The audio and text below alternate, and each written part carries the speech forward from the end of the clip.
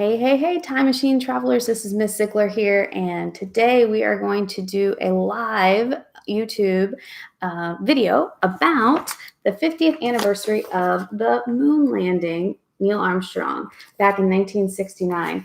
And I'm super excited about it. If you are just tuning in here, go ahead and Google Life magazine. Let's see, it would be July 25th, 1969, and it will come up on Google Books so that you can follow along with me. I tried to put the link in the comments, but it wasn't going in there for some reason. So just Google Life Magazine, July 25th, 1969, and it will come up with all these pictures so that you can see it really, really good as we're talking about it. So I'll give you just a minute to do that. And then we'll get started here. What prompted this, I didn't even know it was the 50th anniversary of the moon landing this month.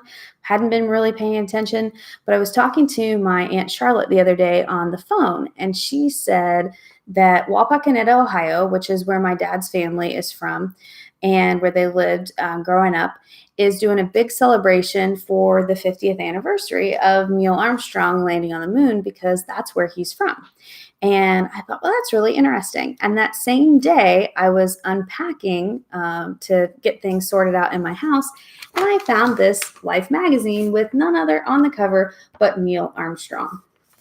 So I thought that was really, really exciting. And so let's get started talking a little bit about this, and then maybe we'll have some more people join in.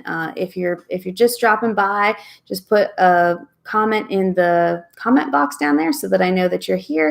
And if you got any questions, let me know. So I just kind of wanted to look at what the context was surrounding the moon landing. So it happened, like I said, in 1969. At that time, the Cold War was going on. All right.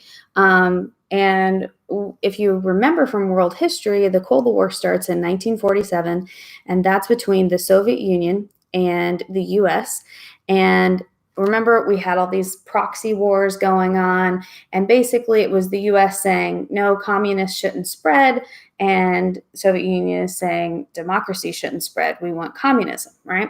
So it was kind of like that competition. Well, in 1957, the Soviet Union launched Sputnik, a Soviet satellite. And the US was worried that the Soviets would eventually take over space. And so that's when the space race started in 1957. And the US started really pushing to have more astronauts and more space exploration. Okay. And it actually takes precedence in 1959 when we have 7 astronauts. They were named the Mercury astronauts, and they start these space expeditions. And I took some notes on this because I don't have this memorized, believe it or not.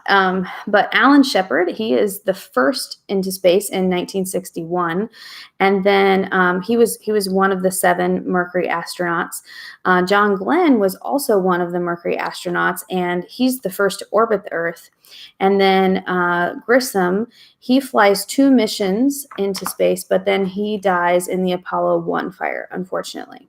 And I mention all these guys because the Life article talks about them. So I wanted you to know a little bit about them before we get going here. Okay, so we got the Cold War going on. And then in 1962, President Kennedy makes a speech. And his speech is all about choosing to go to the moon. And he actually says, we chose to go to the moon, not because it was easy, but because this is something that was challenging and something that's going to be very hard. And this speech is actually given at Rice University here in Houston. So we have a little bit of a part of this history. And then while all this is going on, of course, in the 60s, we know civil rights is happening, and we have Martin Luther King Jr.'s March on Washington in 1963. President Kennedy is assassinated in 1963. The Civil Rights Act is then passed in 1964. Unfortunately, that doesn't end all of what is needed with civil rights because we still have, the fighting with that and for rights afterwards. And then in 1965 as well, we have the Vietnam War. So there's a ton of stuff going on at the same time as the space race. And all that leads us to 1969, which is when Neil Armstrong, right here, is going to go into space. So what I wanted you to do was look at this article here in the Life magazine. Now, Life magazine was originally started in 1883. It eventually is going to be bought by Time magazine, and that guy buys it in 1936. So this is a very old magazine. It's not printed anymore, at least in this format. But when it was printed in this format, it was known for its awesome pictures. So if you're logged on and looking at Google Books, make sure that you check out these pictures. It's got a really cool picture right here of the shuttle. And then here's some of the spectators. So you can see that really, really well if you're logged on to Google Books. So let's look at this article real quick. And the writer is Loudon Wainwright.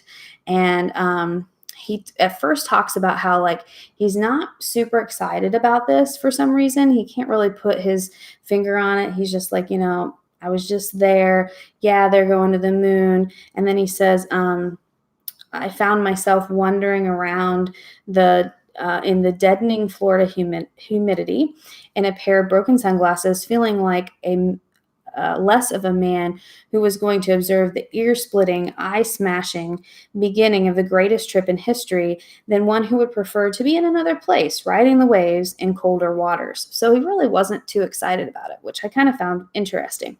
And then he talks about the other astronauts that he had talked to. He says, it hasn't always been that way. Meeting and interviewing the 7 Mercury astronauts in 1959, 2 years before any manned flight, I recall strong feelings of excitement and awe at the fact that these men proposed to allow themselves to be flung the incredible, at that time, distance of 100 miles above the Earth. When Alan Shepard flew more than 8 years ago, 20 days before President Kennedy set the moon goal, I recall an emotion approaching prayerful panic at his liftoff. And I remember how a few days later, the first American astronaut voices trembled at places as he told me about the amazing 15-minute trip.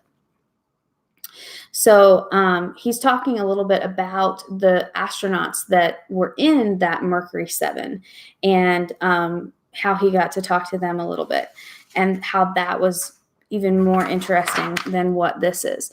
But then if you flip through, I'm starting with the paragraph that says, let's see, possibly. He says, possibly I'm trying to rekindle a little of the old magic by going fishing a couple days before the launch with Deke Slayton.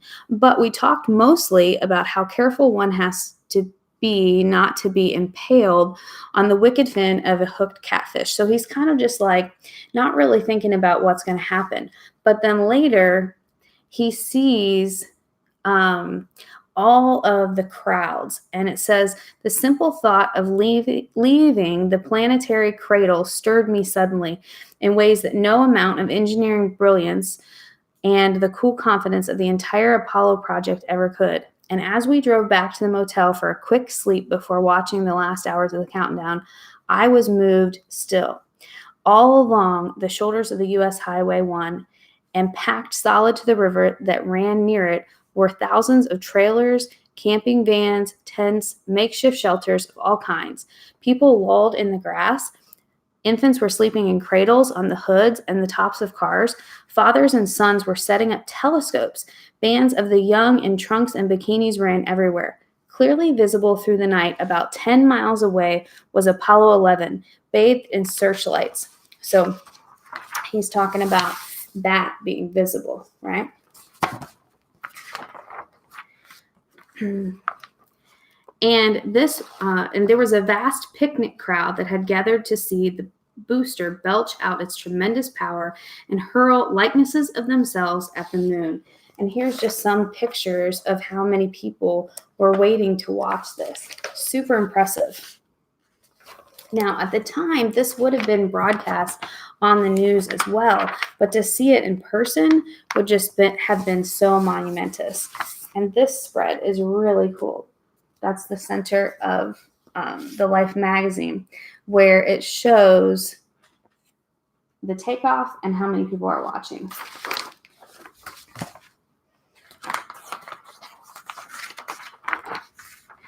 So Neil Armstrong was one of the astronauts that went along.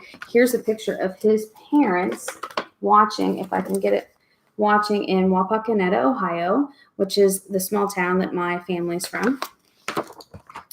And then down here is his wife and son. They were watching from a boat. So kind of cool there. So I just wanted to kind of highlight this special moment in our history and how awesome it is that 50 years has passed since we went to the moon, and so many other exploration journeys have opened space up for us, and give you a little bit of glimpse into what it was like in 1969. Some other notable articles in here, if you flip all the way to the back or the end almost on your Google, it talks about the Panther 21. And they were some activists who were fighting against the police brutality at the time in 1969. It's a very interesting article to kind of just show you a little bit more about what was going on. And then there's also an article about Dartmouth, the protests that were going on about Vietnam as well. So take a minute to look at this online. It's super cool. Once again, to access it, just Google Life magazine, July 25th, 1969, and it should pop up.